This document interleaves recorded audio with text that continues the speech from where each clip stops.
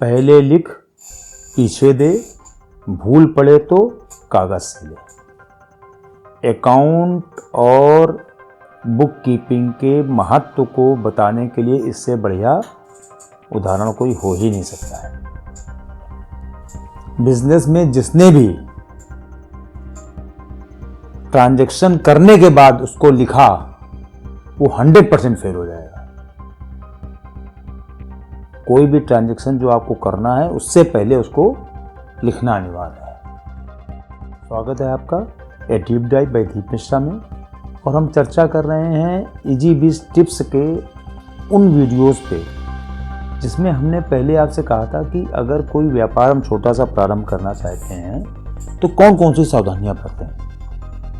हम लग रहा है उसमें ये हमारी 5वीं कड़ी है जिसमें हम अकाउंटिंग और बुक कीपिंग के महत्व को बताना चाहते हैं। जैसा कि हमने शुरुआत में कहा था कि पहले लिख पीछे दे, भूल पड़े तो कागज से ले। ये बहुत पुरानी कहावत है और ये कहावत इस बात को स्पष्ट करती है कि किसी भी व्यापार में लिखा पढ़ी का कितना महत्व है। हमने शुरुआत में जब पहला वीडियो बनाया था इसका कि हमको बिजनेस प्लान बनाना है, तो बिजनेस प्लान के लिए हमने क्या कहा था, वो लिखित होना चाहिए। क्यों होना चाहिए लिखित? बिजनेस प्लान तो हम ऐसे ही बना सकते हैं, दिमाग में अपने बना सकते हैं, चर्चा करके बना सकते हैं, लेकिन नहीं, जब तक आप कोई चीज़ लिखेंगे नहीं तब तक आप उस चीज़ को ना तो रिवाइज कर सकते हैं ना रिव्यू कर सकते हैं। रिव्यू करना और उसको रिवाइज करना, ये दोनों चीज़ें किसी भी काम में कभी भी जरूरत पड़ सकती है। और अकाउंट के लिए तो ये ज़रूरी है कि जब आप कोई काम करने जा रहे हैं, जब आप कोई ट्रांजैक्शन बिजनेस का करने जा रहे हैं, तो उसको अगर आपने करने से पहले नहीं लिखा तो इस बात की गुंजाइश हमेशा बनी रहेगी कि आप ट्रांजैक्शन करने के बाद उसको लिखना भूल जाएं। और लिखना भूल जाने के कितने दुष्परिणाम हो सकते हैं इसकी आप कल्पना नहीं कर सकते हैं। क्योंकि अगर आपने अपने बिजनेस की लिखा पढ़ी नहीं की ठीक से, लिखा पढ़ी का मतलब उसका अकाउंटिंग नहीं की, बुक कीपिंग नहीं की, उसके ट्रांजैक्शन को आपने कहीं रिकॉर्ड नहीं किया, तो सबसे बड़ी दिक्कत क्या होगी कि आपको यही नहीं पता लगेगा कि आपका बिजनेस प्रॉफिट में चल रहा है कि लॉस में चल रहा है, क्योंकि आप कैलकुलेट नहीं कर पाओगे। जब लिखाई पढ़ी नहीं की तो आप कैलकुलेट कैसे करोगे इस चीज़ को? तो कैलकुलेट करने के लिए क्या जरूरी है? लिखना उसको, है ना। तो ट्रांजैक्शन को करने से पहले नोट करना और फिर ट्रांजैक्शन को करना। लिखा पढ़ी करने के जो सामान्य, अब है क्या कि देखिए, बड़ा बिजनेसमैन होता है, उसके यहाँ पूरा सिस्टम बन जाता है, उसका अपना अकाउंट्स का पूरा एक अलग सेक्शन होता है जहाँ पर कि बहुत सारे लोग उसके कर्मचारी होते हैं। अकाउंट का एक हेड होगा, हो सकता है वो कोई चार्टर्ड अकाउंटेंट हो। लेकिन जो छोटा व्यापारी है, पता लगा किसी ने 5 लाख रुपए से व्यापार चालू किया, तो अगर वो अपने यहाँ अकाउंटेंट रखने लगेगा तब तो वो बैठ गया, कर ही नहीं पाएगा। तो उसको क्या करना है, कैसे करना है, ये समझना जरूरी है। उसके लिए सबसे बढ़िया तरीका है कि वो अपनी एक डे बुक बनाए। डे बुक हमने एक नाम दिया है आपको, उसको वो कुछ भी कह सकता है। डे बुक हम लोग सामान्यतः इसलिए कहते हैं क्योंकि डेली का हिसाब किताब रखना, इसलिए उसको डे बुक हम लोगों ने नाम दिया है। अब उसमें मान लीजिए आपने किसी को पेमेंट किया तो आपने उसमें लिख लिया, किसी से पैसा आया तो लिख लिया, माल खरीदा तो लिख लिया, माल बेचा तो लिख लिया। कुछ भी हमने व्यापार के संबंधित कोई भी ऐसा ट्रांजैक्शन जहाँ पैसे का इन्वॉल्वमेंट है, पैसा हमने पेमेंट किया, पैसा आया, पैसा देना है, पैसा लेना है, माल आया, माल गया, है ना, इस तरह की कोई भी चीज़ अगर आपने उस डे बुक में नोट कर ली तो आप उसको बाद में एक अकाउंटिंग फॉर्मेट में किसी से भी कुछ पैसे दे के लिखवा सकते हैं और उसके बाद अपना हिसाब किताब बनवा सकते हैं प्रॉफिट एंड लॉस का। ये तो मतलब लीगल रिक्वायरमेंट मान लो कहीं पर है, बैलेंस शीट बनवाना है, उसका इनकम टैक्स का रिटर्न सबमिट करना है, वो सारी चीज़ें।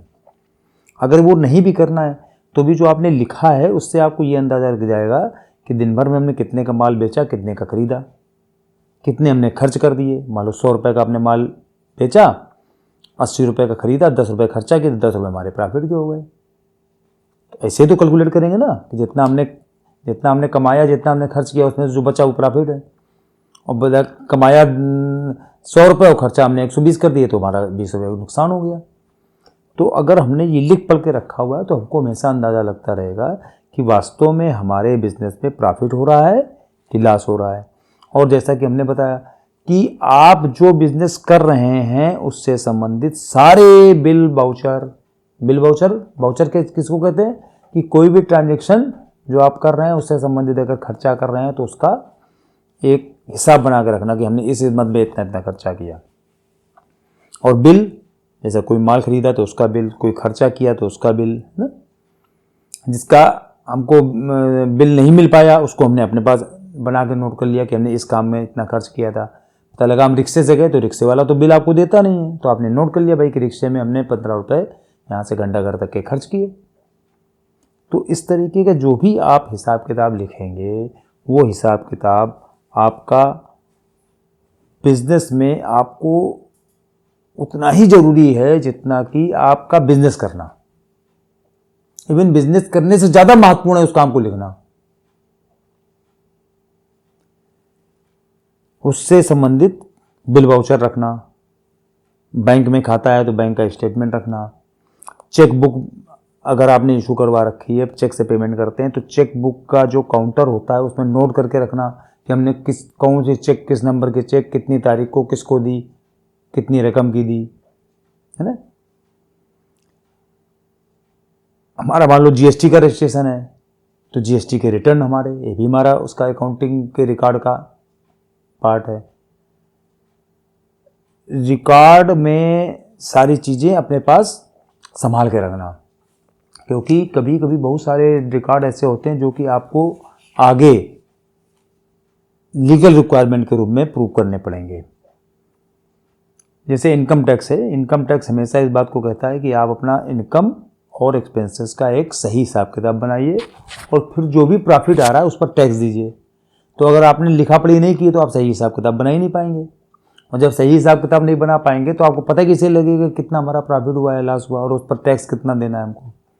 इसी तरीके से जीएसटी के मान लो परचेज हम कर रहे हैं तो परचेज की बिल हमने संभाल के रखे, फिर जीएसटी की सेल कर रहे हैं तो सेल की बिल हमने संभाल के रखे, उनका हमने मंथली रिटर्न जमा किया या क्वार्टरली रिटर्न जमा किया तो रिटर्न हमने संभाल के रखे ना। इस तरह की कोई भी चीज़, मतलब बिजनेस से संबंधित कोई भी डॉक्यूमेंट है, कोई भी खर्चा है, उन सब चीज़ों की हिसाब किताब अपने पास सब कुछ संभाल के रखना। हमारा माल आ रहा है तो माल कभी कभी चालान से आता है तो चालान संभाल के रखे, माल के आने का जाने का उसका हमने हिसाब किताब रखा जिसको कि स्टॉक रजिस्टर कहते हैं।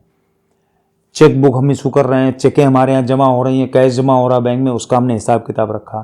तो सारी चीज़ें हमने जैसे पहले कहा कि डे बुक बनाएं, डे बुक हमने सिर्फ इसलिए कही कि मान लीजिए आप डेली अपना हिसाब किताब इस तरीके से सही फॉर्मेट में नहीं बना पा रहे हैं जो अकाउंटिंग का फॉर्मेट होता है, तो कम से कम आपके पास सारी चीज़ें लिखी तो हैं, और आप किसी को जो योग्य व्यक्ति है जो अकाउंटिंग का काम करता है उसको आप वो सारे डॉक्यूमेंट, वो सारे रिकॉर्ड उपलब्ध करा के अपने से संबंधित आप अपना हिसाब किताब उसका अकाउंटिंग बनवा सकते हैं। बाद में उसका प्रॉफिट एंड लॉस बनाना है, बैलेंस शीट बनाना है, उसकी और रिपोर्टें बनानी है, ये सारे काम आप कर सकते हैं।